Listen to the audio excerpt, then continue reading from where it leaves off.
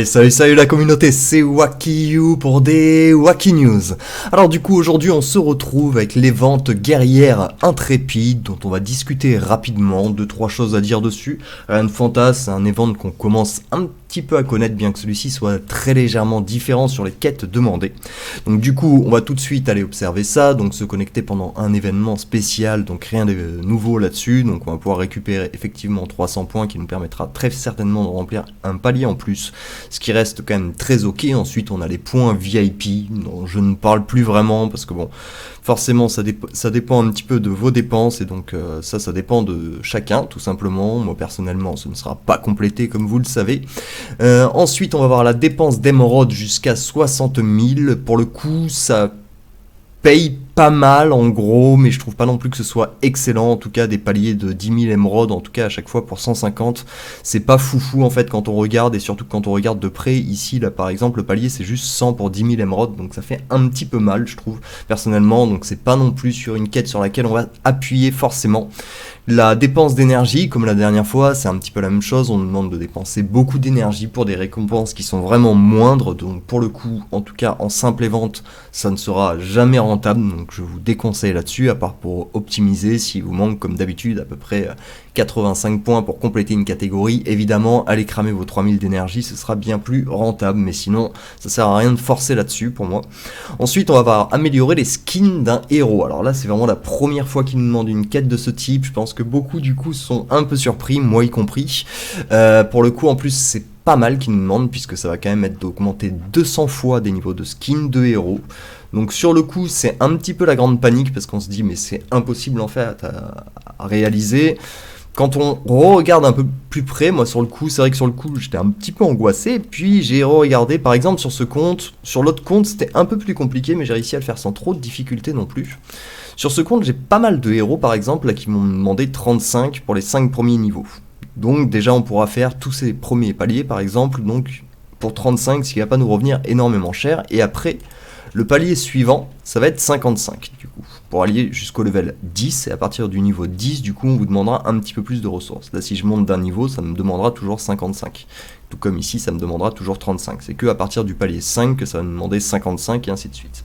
Et donc, si on part, par exemple, sur une moyenne, disons, hop, on va ouvrir notre calculatrice, qu'on doit faire, du coup, 200 niveaux de skin, et qu'on a une moyenne, du coup, on va partir, du coup, sur une moyenne de 55 plutôt que de 35, ça veut dire qu'on va devoir dépenser du coup 200 fois 55 pierres de skin, ce qui va nous donner 11 000. Et du coup, si on divise par 3, parce qu'il y a des pierres de skin d'intelligence, de force et d'agilité, du coup, on se retrouve au final à dépenser 3600 pierres de skin de chaque. Donc ça devient plus ou moins ok et rentable et facile en fait à faire, tout simplement par rapport aux points que ça va vous apporter. Donc, du coup, ensuite, si vous arrivez à faire avec des levels 35, c'est encore mieux, hein, ça vous coûtera bien évidemment moins cher. Normalement, j'ai pas besoin de vous faire de dessin là-dessus. Sur le gros compte, j'ai réussi à faire, du coup, améliorer le skin des héros, et j'ai fait aussi les artefacts.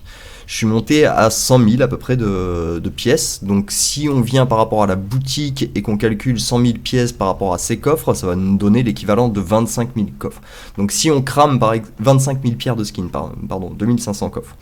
Donc si ça veut dire qu'on crame du coup 11 000 pour en récupérer 25 000, et qu'en plus sur les 11 000 on arrive à en investir certains niveaux qui peuvent être intéressants sur des héros, ça peut être encore plus rentable, d'autant plus qu'on pourra récupérer là-dessus. Après c'est pas forcément non plus le numéro 1 bien sûr, même si bon, les pierres de skin ça reste quand même quelque chose de très intéressant, et quand on voit que maintenant on commence à nous en demander de plus en plus, ça peut être intéressant de recommencer à faire des stocks en fait, parce que c'était une ressource jusqu'à maintenant qui nous avait jamais été demandée, et là du coup bah, il va falloir commencer à faire des stocks de coffres de pierres de skin, en tout cas pour avoir pas mal de skins de côté, pour pouvoir se permettre de régulièrement pouvoir faire cette quête. Après comme on peut le voir, c'est 11 000 et c'est 3600 de chaque, c'est pas non plus la mer à boire. Ensuite, bien évidemment, du coup, on va avoir les insignes et les cristaux qui seront aussi, selon moi, rentables. Pour moi, sur cette page, c'est un petit peu tout ce qu'on va trouver, parce que les coffres d'artefacts parfaits, c'est pas très intéressant, car encore une fois, c'est les oranges, donc c'est pas non plus les rouges qui sont bien plus intéressant. Et ensuite, bien évidemment, on va avoir du coup les pages de loot. La page de loot violet est bien chargée, c'est très intéressant car pour pas mal de héros qui sont orange, ça va nous demander pas mal de loot à ce niveau-là, même pour des héros rouges. Donc du coup là, à ce niveau-là, c'est pas mal. On va pouvoir faire des stocks de têtes de Minotaur, des stocks de pommes de la gloire et ainsi de suite. Et on va pouvoir en flamber quelques-unes et on peut bien évidemment aussi prendre des trinités, du coup, qui reviennent exactement au même en termes de prix. Après, on a les chroniques d'Enigma et les cartes de la mort, qui sont des ressources, je pense, fort demandées, ainsi que les crocs de lycanthrope, pour ceux qui sont en train de monter des héros physiques, en tout cas. C'est des ressources, je pense, qui nous sortent par les yeux, parce qu'on nous en demande 6, 8, 10 des fois, donc en tout cas, n'hésitez pas à charger ce dont vous avez besoin. Je peux vous conseiller, parce que si vous regardez les paliers suivants, des fois vous allez voir que ça peut être très très très rentable, donc du coup, vraiment, on va farmer, pour moi, selon moi, les objets orange principalement. Les grettes de cicada, c'est ok aussi, bien évidemment, si vous en avez besoin, encore une fois. Je comprends pas pourquoi ils ont mis par contre qu'un objet rouge et autant d'objets violets. C'est un petit peu là qu'est mon étonnement. Et ensuite on va voir œil omnivoyant, encensoir de la raque et armure radieuse, qui sont du coup des buffs directement de plusieurs stuff.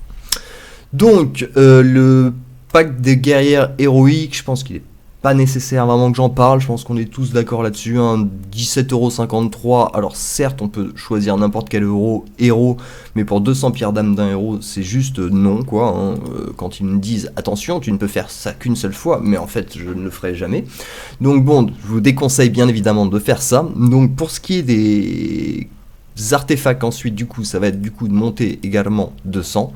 Donc là, ça c'est quelque chose qu'on connaît tous normalement. Bon, petit à petit, ça devient de plus en plus dur. Moi, je sais pas si sur ce compte, je vais réussir. Je sais que les dernières fois, j'avais un petit peu passé mon tour.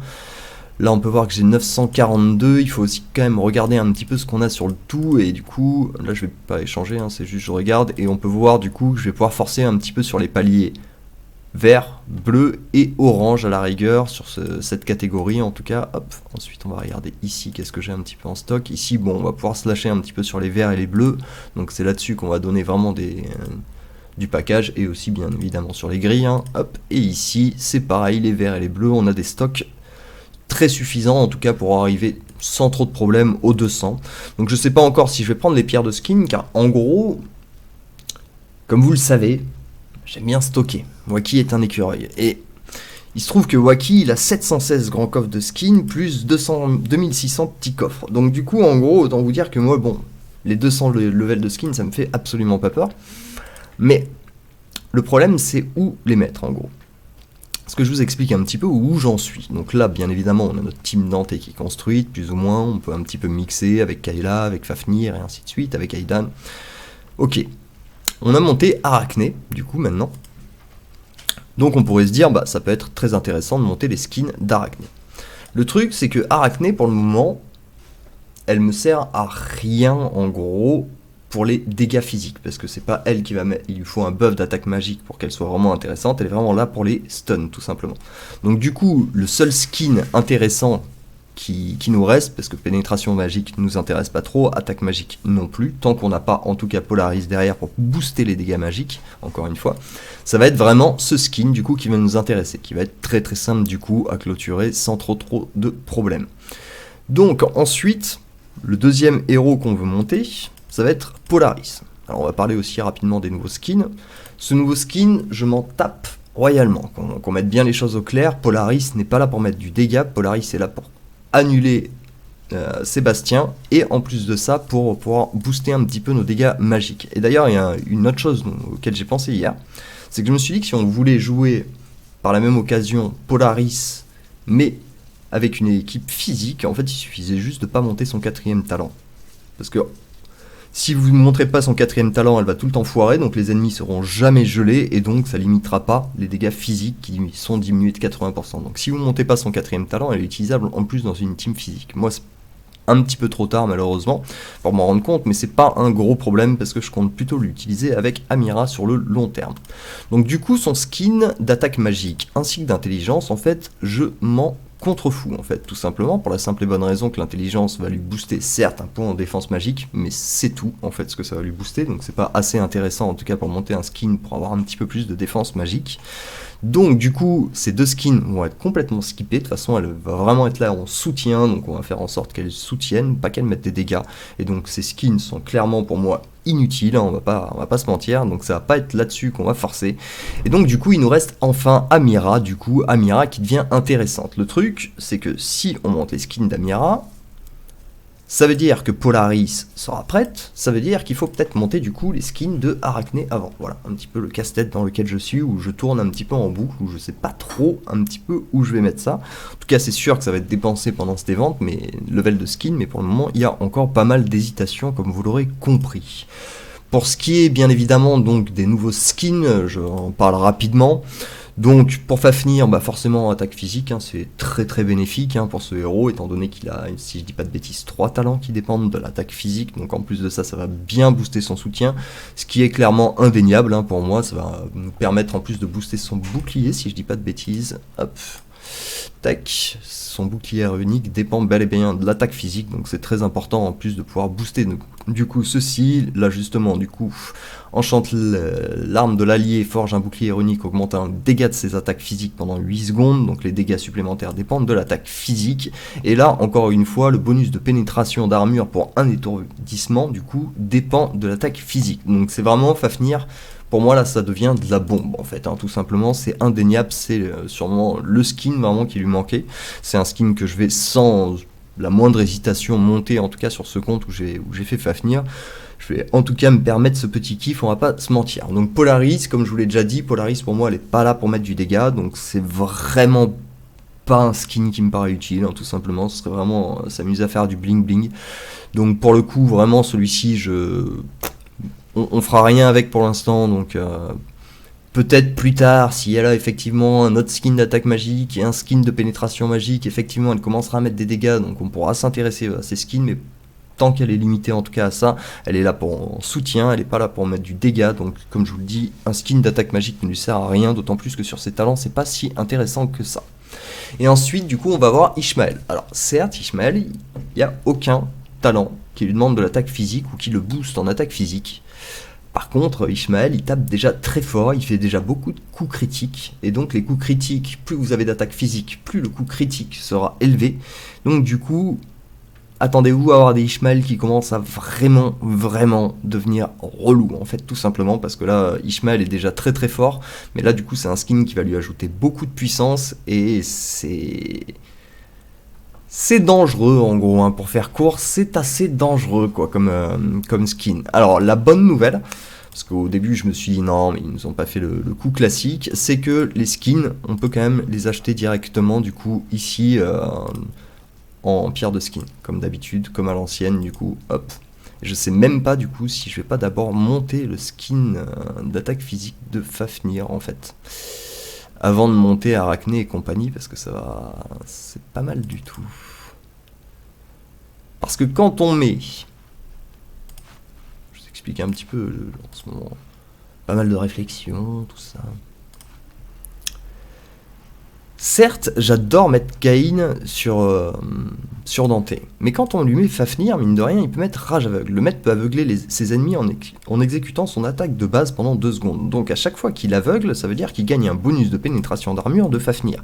Donc du coup, en plus de ça, étant donné qu'il a en plus un bonus de pénétration d'armure qui est amené par Fafnir avec de l'attaque physique, sur Dante et Fenris, je le trouve de plus en plus intéressant, et d'autant plus si on a Fafnir derrière, là qui va vraiment nous faire un combo Dante-Fafnir qui va nous permettre d'avoir une pénétration d'armure multipliée pour Dante, et donc vraiment là je trouve que c'est super, enfin Fafnir devient dangereux, Fafnir en plus s'allie bien avec Ishmael, et donc Ishmael devient en plus dangereux et donc doublement dangereux. Attendez-vous vraiment à ce que ça bouge pas mal du coup. Enfin vraiment c'est une team qui va, je pense que les teams Ishmael vont commencer à être montées tout simplement parce que bah ça va un petit peu contrôler une bonne grosse partie de la méta. Et donc voilà pour le coup, donc ce que je pense un petit peu des skins. Hop, ensuite on va retourner un petit peu sur les ventes, hein, hop. Donc monter les artefacts c'est faisable, ouvrir des coffres de l'artefact 150, ça fait quand même pas mal de diamants dépensés. Bon certes il me demande de dépenser des diamants, il me donne des récompenses aussi pour, c'est toujours le bon côté, mais je trouve que c'est un petit peu trop en tout cas, même si bon, si vous n'avez pas de quoi faire vos pierres de skin, mais normalement vous aurez de quoi si vous montez sur des héros que vous avez jamais monté. Normalement, ça devrait plutôt... vous pourrez vous en passer, en tout cas, en plus de ça. Donc, selon moi, c'est vraiment pas là-dessus qu'on va forcer. Et ensuite, obtenir des pierres d'âme de héros, du coup. Et là, pour le coup, ils ont fait un... Ils ont tapé un peu dur, je trouve, quand ils nous en demandent 800, quoi. 800 pour des récompenses qui sont, en plus, vraiment pas très, très satisfaisantes. Pour le coup... on peut bien évidemment céder des shops ici, puisque tous les jours on pourra... moi je les ai pris hier pour les... parce qu'on devait en faire 450 pour le temps des intrépides, ou je sais plus lequel, il y en a un des deux là qui en demandait 450. Du coup ici effectivement sur 3 jours on va pouvoir en récupérer 70, donc 210 pierres, donc on va pouvoir récupérer un petit palier assez facilement. Mais de là à aller 800 c'est quand même beaucoup, parce que là j'ai 400, 500... Certes, j'ai des poupées, tout ça, donc oui, je peux peut-être tirer les 800, mais par rapport aux récompenses qui sont données, ça me semble absolument pas concevable, en tout cas, de s'amuser à forcer là-dessus. Donc, pour moi, il n'y a aucune hésitation, encore une fois, sur le fait que sur la catégorie, en tout cas, des pierres d'âme de héros, ce n'est pas intéressant du tout, voilà, donc forcez pas à aller craquer toutes vos ressources, surtout que si derrière on vous sort des évents où ça vous donne des ressources plus intéressantes de claquer des pierres d'âme de héros, et que là vous avez saigné vos stocks, vous allez un petit peu pleurer, tout simplement, parce que ça aurait été bien plus intéressant sur d'autres évents, en fait, tout simplement, qui récompensaient un petit peu mieux cette catégorie. Voilà, en tout cas c'est vraiment améliorer les skins et faire monter le niveau d'artefact qui est quand même assez simple, mais c'est vraiment les catégories qui vont payer, que je vous conseille de recommander, de forcer un petit peu dessus, et je vous ai un petit peu donné les recommandations du coup pour le faire. Soit vous avez des stocks de mutants et vous êtes un genre de Wakiyu qui a des stocks, on sait même pas comment il les conçoit, mais bon, au final c'est juste, je peux vous expliquer, hein, c'est comme, de toute façon je vous ai expliqué, en gros... Arachné, là pour le moment sur ces glyphes, j'ai pas de quoi la finir ni rien, même si bon au final l'agilité et l'armure sont faites, donc là on a un gros palier qui est fait, donc il va falloir juste monter son agilité pour gagner un peu plus d'armure, mais du coup j'avais pas trop d'intérêt pour le moment à dépenser des skins là-dessus, étant donné qu'elle est pas encore assez montée tout simplement. Ici ça va être exactement la même chose, tant qu'elle est pas assez montée, j'avais pas... Bon, en plus comme je vous ai dit, là pour le coup ces skins j'ai vraiment aucun intérêt, mais Amira c'est pareil. Tant qu'elle est orange, même si je compte la jouer plus tard, ça ne sert à rien de monter ses skins comme un fou en gros. Donc pour le moment, c'est pour ça que j'ai énormément de coffres, parce que ça fait énormément de temps en fait, tout simplement, vu qu'on est 100% free player, que ici je n'investis plus, enfin ici j'avais quand même fait un bon investissement justement en pensant que le skin de Kayla était vraiment bon. Il est pas mauvais, on va pas se mentir, on va pas être mauvaise langue non plus, il est pas mauvais du tout, mais bon... C'est pas non plus la révélation. Après, ça peut être intéressant à exploiter. Aidan et Kayla commencent un petit peu à sortir leur potentiel, du coup. Ce sera peut-être un petit peu une des rares teams qui pourra contrer peut-être Fafnir et Ishmael, justement.